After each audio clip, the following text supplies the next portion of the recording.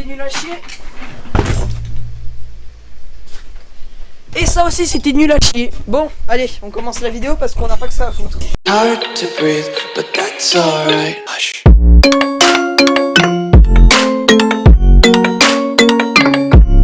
Eh bien salut tout le monde, c'est Vikiller, j'espère que vous allez bien. Aujourd'hui on se retrouve pour une nouvelle vidéo anecdote. Je sais que vous aimez ces vidéos, voilà, on me l'a dit des fois en commentaire, voilà. Donc si ça vous plaît, bah, pourquoi pas continuer. Bref, là j'ai une coupe de cheveux, on dirait un Minecraftien. Elle est carrée, ouais. C'est pas grave, et en plus de ça, si vous entendez le ventilo, c'est parce qu'il fait tellement chaud. Voilà, vous avez peut-être entendu aux informations que la canicule revenait. C'est une blague, il fait 39 degrés à Paris. Ah bon? Merde. Il fait 39 degrés à Paris. Courage les Parisiens.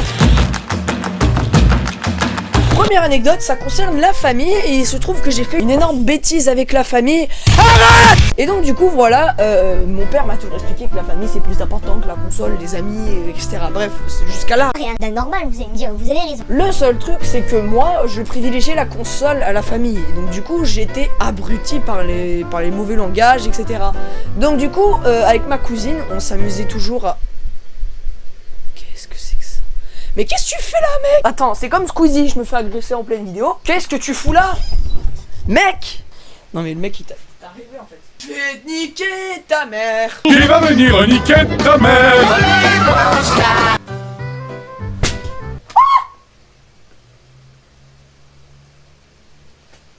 C'est bon. C'était l'intervention de Patrick la sauterelle. Donc du coup j'étais un peu abruti par tout ça. Mais avec ma cousine, voilà, on se parlait très souvent, voilà. Et genre toujours, on se faisait des appels vidéo, etc. qui foiraient totalement parce qu'à l'époque, les ordinateurs n'étaient pas autant sophistiqués qu'aujourd'hui. Et donc du coup, on se parlait souvent, voilà. Et on jouait souvent à des jeux Facebook sur lesquels on pouvait jouer en ligne, voilà.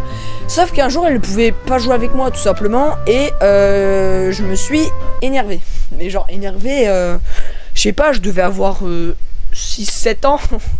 Et putain, j'ai été tellement influencé que j'ai été beaucoup trop loin. Je l'ai traité de pute, je l'ai traité de salope, bref, j'étais complètement con. Je l'ai insulté, mais comme jamais, mon gars. Là, mais je me suis enfoncé dans un trou, mais tout seul, tu vois. Donc du coup, mon père, bien évidemment, il a appris ça parce que ma cousine lui a dit, hein, voilà, balance! Je rigole, t'as mieux fait de balancer. Et donc du coup, bah bien évidemment, je me suis fait punir, voilà. Mais genre punir...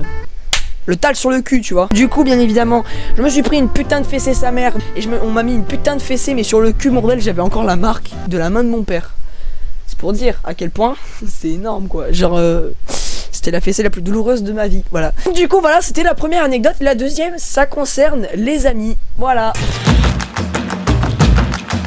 Anecdote suivante, c'est que... Alors celle-là, elle est exceptionnelle. Quand j'étais en primaire, j'avais un groupe de potes avec mon ami Mathis, mon ami Antonio, mon ami Luc. Antonio, une personne que je revois encore aujourd'hui. Et donc du coup, voilà, ça fait plaisir de rester ami avec lui. Mais les autres, voilà, je les ai mis de côté parce que c'est des connards. Voilà, surtout ma mère et mes parents le pensent, voilà. Donc du coup, je ne suis plus ami avec eux. Et voilà, des fois on reparle quand même, hein, ça n'empêche pas, voilà, qu'on soit des amis d'enfance.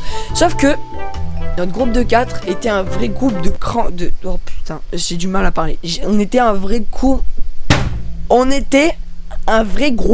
de cancres. Et en fait, on était un groupe de cancres parce que en fait, on faisait toujours n'importe quoi, on s'engueulait à chaque fois dès que y en a un qui était exclu, on allait voir la surveillante. Il m'a exclu, il triche en carte. Vraiment des grosses merdes. Et donc du coup, et ben forcément, au bout d'un moment, les dames de service, elles ont pété un plomb, quoi. Donc du coup, voilà, ça s'est mal fini. Et donc les dames de service nous ont inventé un putain de scénario en nous disant: vous faites chier le staff, vous faites chier tout le monde, etc. Mais ils sont partis dans des délires, mon gars, mais c'est un truc de ouf. Et donc du coup, bien évidemment, elle nous a mis un coup de pression pour qu'on puisse s'arrêter. C'est-à-dire qu'elle allait dire que elle allait nous mettre un rapport. Mais genre c'est énorme, un rapport, c'est-à-dire que les parents ils sont au courant, tu peux te faire exclure de l'école, etc. C'est n'importe quoi, c'est...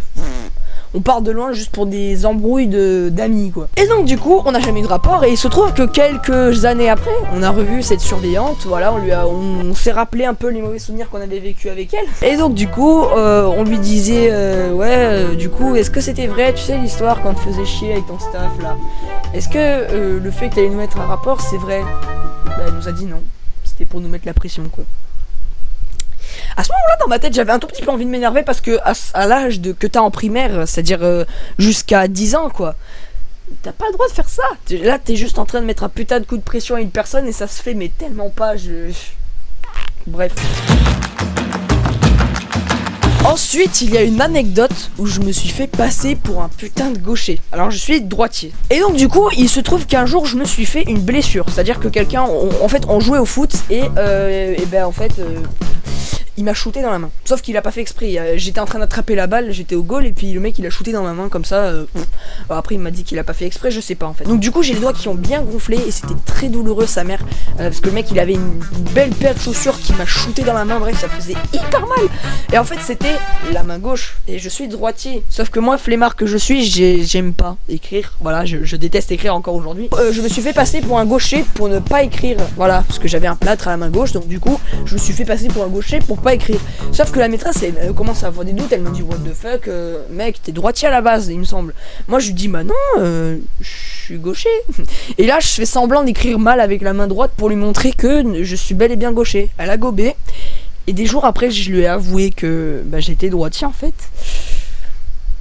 Je me suis pris une putain de punition par mes parents, mais ça je m'en souviens que la punition de play ça m'avait fait bien mal au cul. Bref voilà, merci d'avoir regardé cette vidéo. Si elle vous a plu, je vous invite à mettre un pouce bleu. Et si c'est pas encore fait, cliquez sur le bouton rouge pour vous abonner, ça fait très plaisir. Si vous voulez encore plus de vidéos où je vous raconte des choses sur moi, que ce soit des anecdotes ou des faits sur moi, je sais pas, n'hésitez pas à me le faire savoir en mettant un petit commentaire ou alors en mettant un pouce bleu, voilà.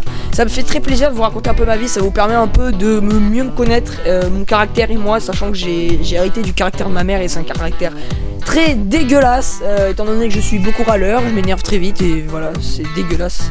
J'ai un caractère de merde, mais vraiment. Et donc du coup, voilà, merci d'avoir regardé cette vidéo. Sur ce, c'était The Big Killer et ciao tout le monde.